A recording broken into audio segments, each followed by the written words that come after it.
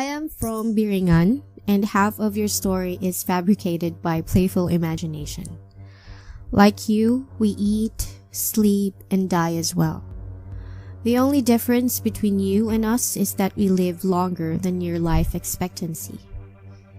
It is not true that we abduct people and left them dead allegedly, replacing their bodies with some dead log. We speak a different language but is similar to the native tongue of the place we reside. Oftentimes, people may ask, bakit di nila nakikita ang Biringan? Well, it does exist, but spells are being chanted for us to remain hidden from the prying eyes of those who wanted to exploit our land. We invite mortals from your dimension, not necessarily pure of hearts like those fairy tales, but people whom we think can help us in some ways. In return, we reward them with prosper life. But before we return them to your dimension, we say a chant that will clear their recollection of our place. Hours in our place could mean days in your time. We appreciate being a folklore in your world, and like all of you, we are also curious how advanced beings you are. In our place, we don't reject technology, but it's highly discouraged. We don't use your so-called electricity, for we are given by our Creator the greatest energy of all, the air around us, and the sun, as called in your world. Huwag kayong matakot. We are not murderers, contrary to the myths circulating in your world. Maybe you are wondering, how can I use this technology in Biringan? Well, unfortunately, I'm not replying you from our land. Some Biringanons like me have privilege to cross your world, and some of our clans even study in your schools for us to learn more about you. We coexist in this so-called universe one way or another. Long before anything about technology, we are already in contact with some of the people in your world, teaching the right ways and how to achieve nirvana like our society. But, unfortunately, the natures of some humans get in the way. Greed. We have given them a portion of our land, but what have they done? Quarried for minerals, chopped down our trees, and so on, all for money. We do so much desire to live with humans, but this incident made us aware that you are all not yet ready to embrace our ways.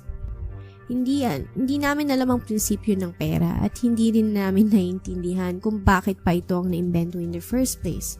Everything is made for us and given to us for free, and it is right to pay it forward to our co-brothers and sisters. Our world is not a dream world or paradise. We also encounter problems, as you humans do, but the difference is we are only in resolving conflicts. All I can say is that we are all made of same structure. Sure, we can wear or change our looks when we cross your world, but we only wear one mask. It is not that we change as we please, but it is only a spell to enchant you to see us like an ordinary people. Tinatanong rin siya to send a picture so that is a proof that they are existed.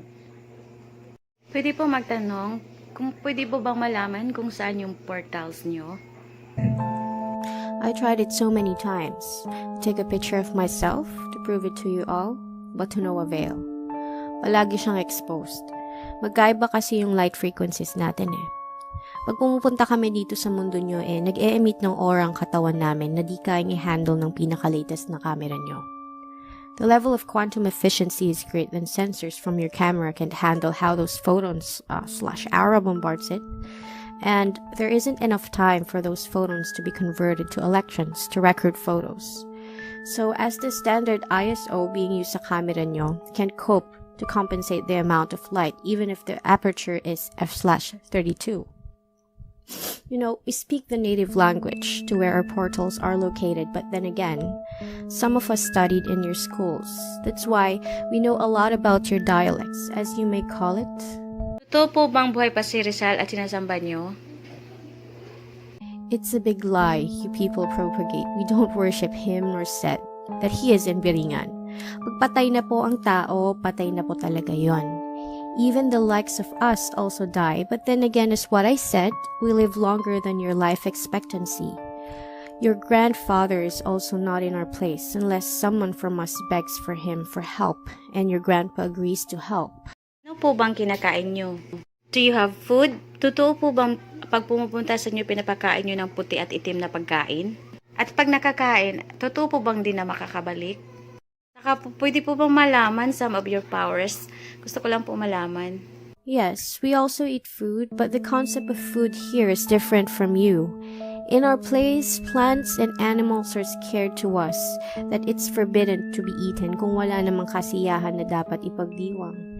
And it can't be avoided that we have to eat, so when it happens, we see to it that we replace whatever things we take away from earth. When we cut trees, we automatically plant a seed to replace what is lost. When we butcher an animal, we take away its heart, for we believe that the heart is where our soul resides. And elders give it ceremony, honoring them to give us abundance, and the cycle of life continues. Power is not power, as you may call it. We refer to it as abilities. But it's only as good as the air you breathe. Pag pumupunta kami dito sa mundo nyo, we just bring spells that will leave us through the day.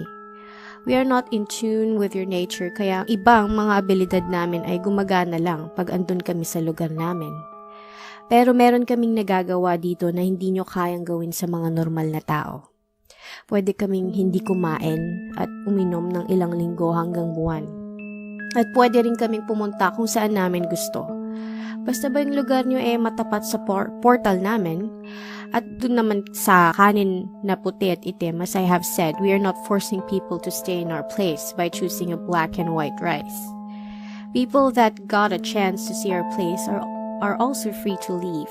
We just have to warn him that the time frame of our dimension differ from yours. That's why we have to erase your relocation of our place.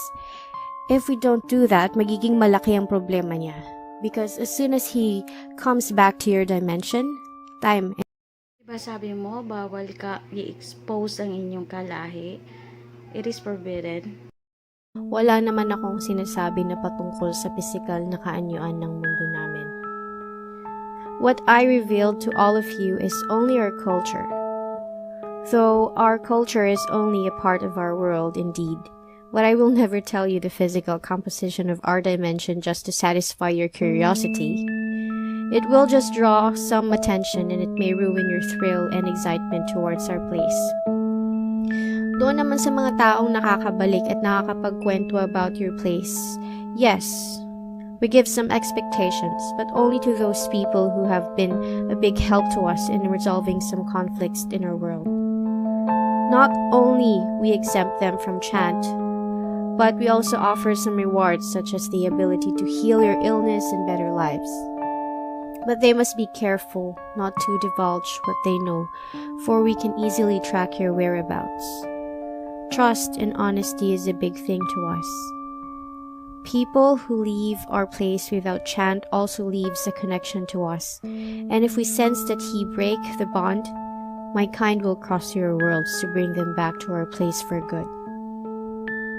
But don't you fret, my dear friends. I don't mean no harm nor install fear for you. This is only a healthy conversation within us. I am not here to persuade what you should and shouldn't believe in. I am not also here to change what you believe in or standard about us. Some of us may laugh or even judge me as fake, but what I bring is far more important than pretty whims. I'm here to tell you to stop and wake up from your wrongdoings.